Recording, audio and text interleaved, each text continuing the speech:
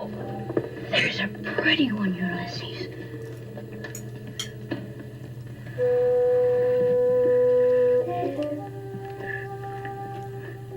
There it is.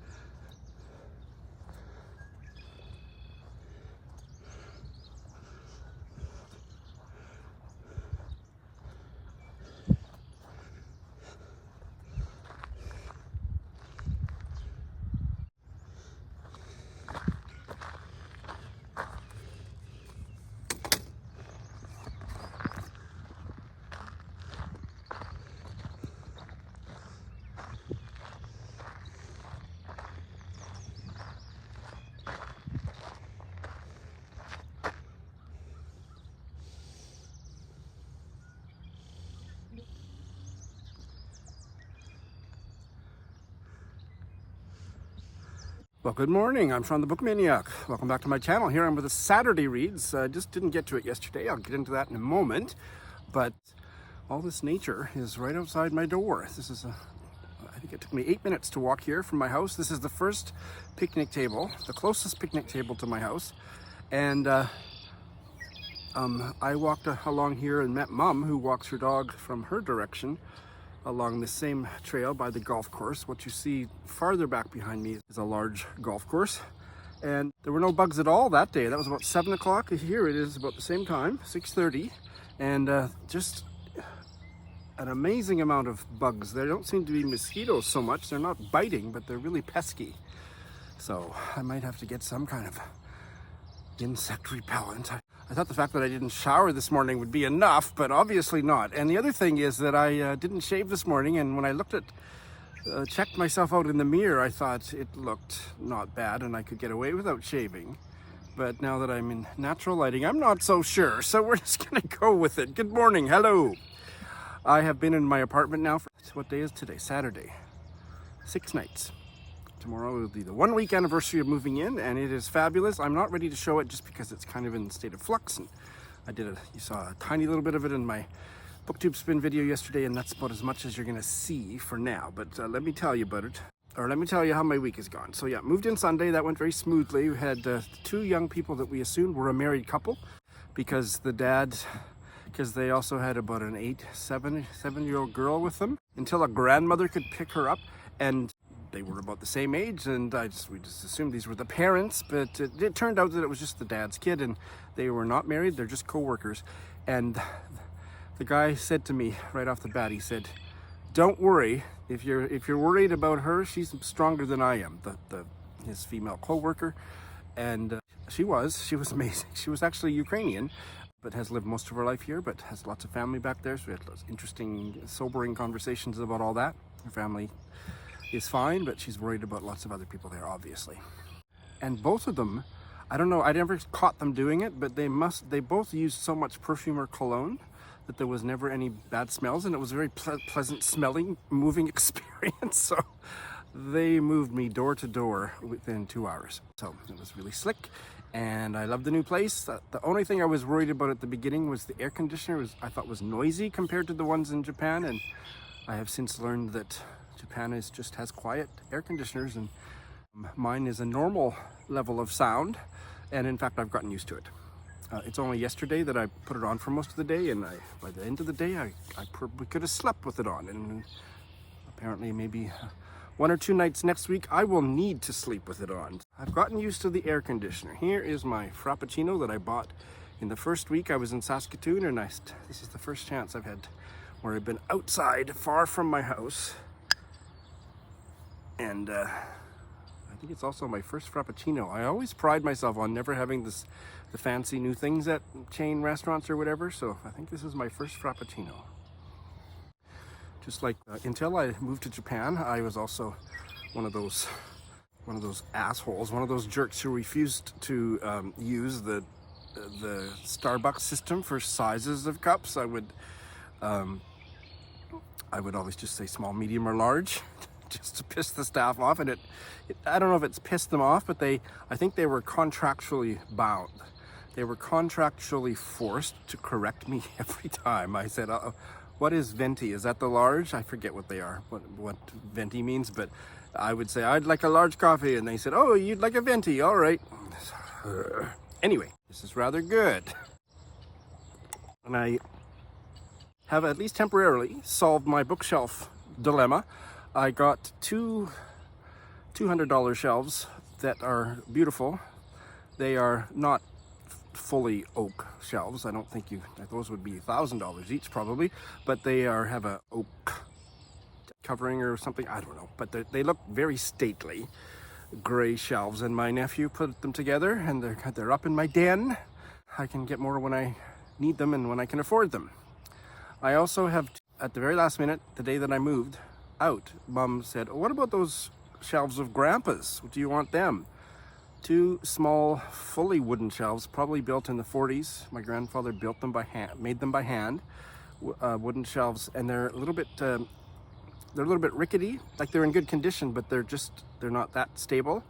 But they're beautiful. So yeah, I said sure. So they're on either side of my TV, but I haven't hooked anything to the back of them because I started putting books on one of them and it tipped over right away. So I just have to get something to anchor it to the wall, and we'll be in business. So I do have bookshelves. So the despondency with which I addressed that issue in my life last week it's been resolved for the time being. What books I currently have are now on shelves, but it looks pretty sparse. So I'm just going to wait until I get a few more books up and get more settled in, and I'll show you around. But my first week in the apartment has been glorious. I've started cooking again. Mom and Dad got me a barbecue for my huge balcony, and I have been barbecuing for the first time in my life. I've never had a barbecue, and I've never been curious about barbecuing, and I've taken to it like a what do you say, a duck to water. So that's been fun.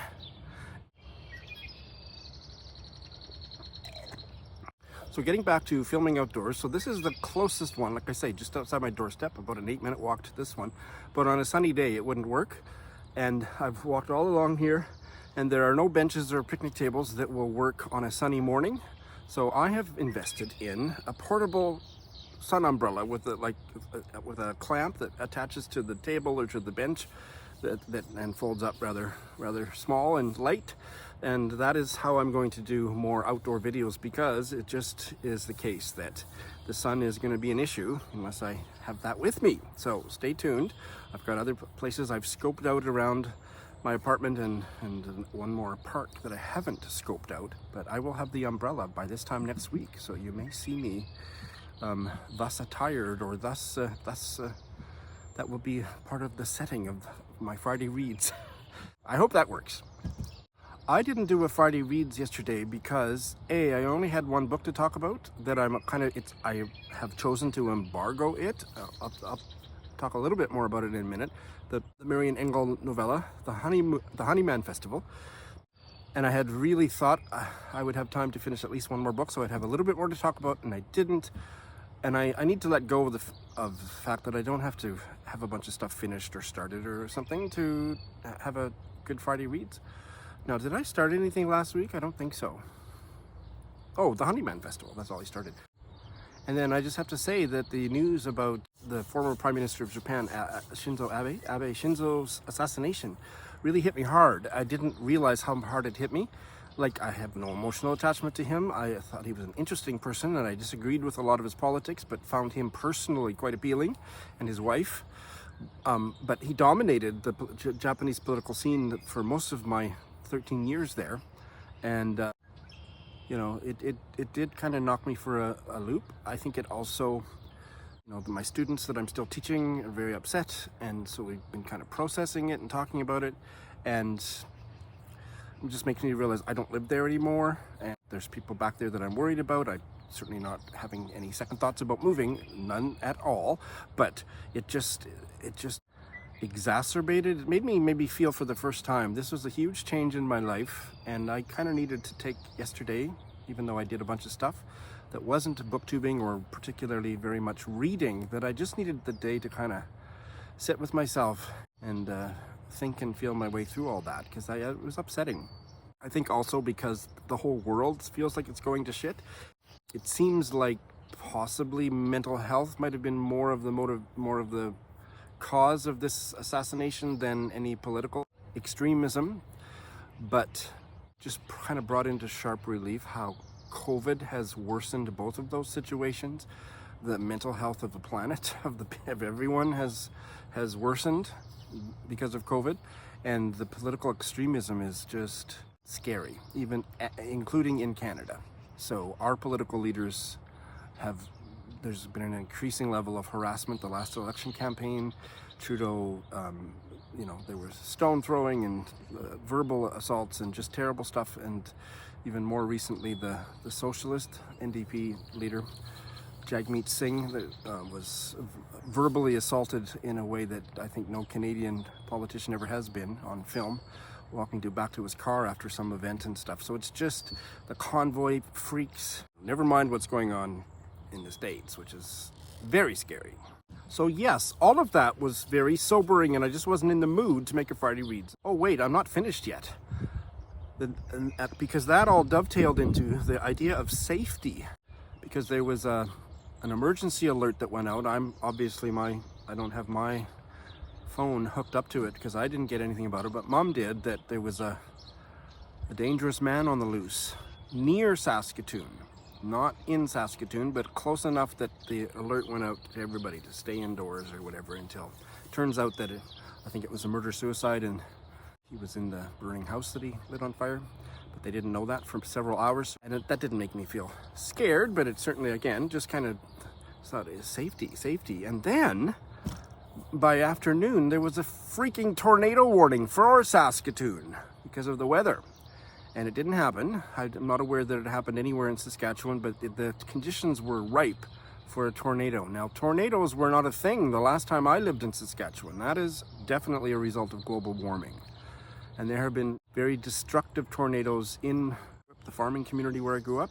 Thankfully not at my parents', but about 2.5 miles away, 3 miles away, where another farm of some very close family friends of ours, their house was nearly destroyed, and other farm buildings quite damaged. So another thing to think about safety. So all of that I was processing yesterday, and so here I am today. I've had a beautiful sleep. It's a beautiful morning. The bugs have finally started to ignore me. They've gotten used to me, or realized how bad I do smell or taste. Today's a new day. So yes, my reading week was a bit strange in that I was focused on one book only, and that was this novella, The Honeyman Festival by Marian Engel. And I don't want to talk about it because I filmed my chat last Wednesday, with Dorian and James, and it was a fantastic chat. That's all I'll say. It's probably going to take me a few weeks to edit it. It takes me forever to edit a longer chat, but I can't wait to get it on my channel and you guys to see it, even if you didn't read the book. It's a novella that's pretty much impossible to spoil, but there was one dramatic incident near the end of the story that we give the viewer ample warning that we're about to get into possible spoiler territory near the end of the chat. But otherwise, yeah, anybody could watch it and not fear that the book will be spoiled therein. And we're going to continue. So obviously, from that you can take that we didn't hate the book, and we're going to continue with our Marian Engel reading project. The chat with Rešoketšwe Manenzhe in South Africa about her novel Scatterlings that Bob the Booker and I were planning to do last Friday is on hold because of the energy crisis in South Africa. She doesn't have reliable access to Wi-Fi. So when I found that out, we're waiting to see if she's willing to entertain the idea of just delaying it until her situation with Wi-Fi connectivity or internet connectivity is resolved. But I just stopped reading it at that point, so I haven't finished it. I'm still on page 61 of a 213-page novel. So I brought a few books with me just to talk about them, just to have some books to talk about and that I have been reading. 2 that I'd hoped to finish. And I could have finished this yesterday if I had been in the head space for it, but I was not. This is a wonderful novel, Other People Manage, by Hawley. And I'll have lots to say about it when it is finished, but I will say that it is a bit unusual because this lesbian couple who meet in the 70s, they go from one crisis to another, and that is what the book is about. And what I mean is there's a stalker person at the beginning of the book that's stalking one of the women, and that is a horrible situation, and it just casts a shadow over the beginning of these 2 main characters' relationship, that this strange woman is just doing weird and ultimately scary things as a kind of a stalking thing. And then there's a family crisis in not the protagonist's family, but the other one, the therapist, Peg. Her got a family crisis, and it's very all-consuming with that, and it just goes from this to this. It's so well written, and I did start to question, like, it just seems to be, it's not really about their relationship. But the more I thought about it and the more I kept reading, I thought, you know what, it is very much about their relationship, and this is normal life. When I think about my relationship with Kenji or anybody's relationship, you know, we do just kind of fumble our way from one crisis to another crisis of a personal nature, and that's how our relationship gets built, or the opposite. So no, it is really good, and the title certainly is sticking with me. Other People Manage, because they're just managing one bad situation to another, and their relationship is getting stronger and stronger. Really interesting. Just over halfway done. I had also hoped in the last week or 2 to finish this, and this is a memoir that must not be rushed. John McGahern's All Will Be Well. It is so rich. I'm loving it. I'm on page 170, and it is just under 300 pages. So I don't know when I'll finish it, but I'm reading it with increasing regularity and sinking all the deeper into John McGahern's incredibly fascinating family of origin. Well, it's an airplane.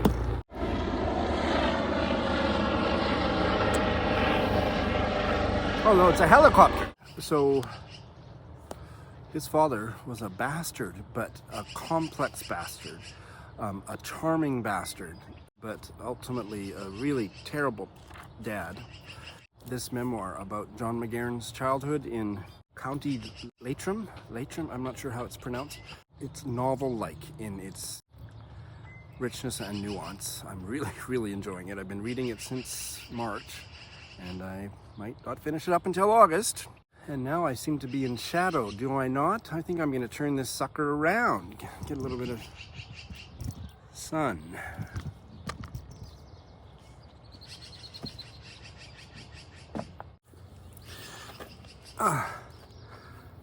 Yes, it's a little bright, but I'm almost finished here. This is my short sleeve blouse, which is nothing all that special, but it's nice. So that's my blouse for the day. And what else did I want to tell you? Oh, I've gotten slowly back into this humongous collection, The Collected Stories of Elizabeth Bowen. I am on page 86, and it is 858 pages, so I have my reading cut out for me. But you know what? Yesterday, I didn't read very much, but I did read the story called The Evil That Men Do. And it's the first one that I've really loved. So it's going, I think they're chronological, and this is the one I think was, for me as a reader, the breakthrough story, where she really got me. And the story had a hook at the end that was just incredible. I love stories with a twist on the very last sentence, and this one did, if you weren't remembering how the story opened.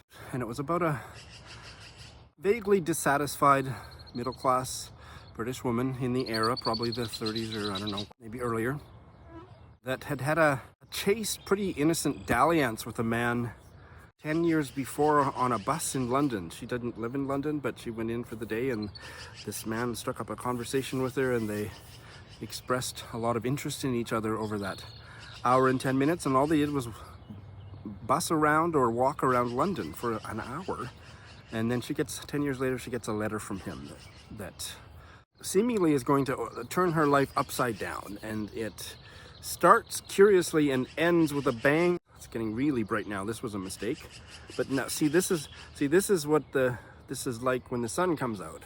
I wasn't expecting the sun to come out. I need my sun umbrella. But anyway, that was a fabulous story. So those are just a few of the 15 books, well, 14 books that I'm reading. So I got one more slot to fill. I have to keep it at 15 books at all times, don't you know? And that is, I will finally be starting, I think I was supposed to have read it already, but it's my timing, people. The Elizabeth von Antrim novel that I had for BookTube spin number 6, called This Enchanted April, Some Enchanted April, or something like that. Here's the cover gif. I will be starting that this week. And one last thing just before closing, as I walked here, I was listening to the New York Times Book Review podcast, and the first interview is with an American novelist I had never heard of, Alice Elliott Dark. I believe I have gotten that long name correct. And the novel is called Fellowship Point, and I've not finished listening to the interview, but it's fascinating, and I wonder if any of you, is this book on your radar? Have you read anything else by this writer? Am I late to the Alice Elliott Dark party, if I haven't already jumbled up her name? Inquiring minds want to know. And that's what I have to say. Thanks for watching.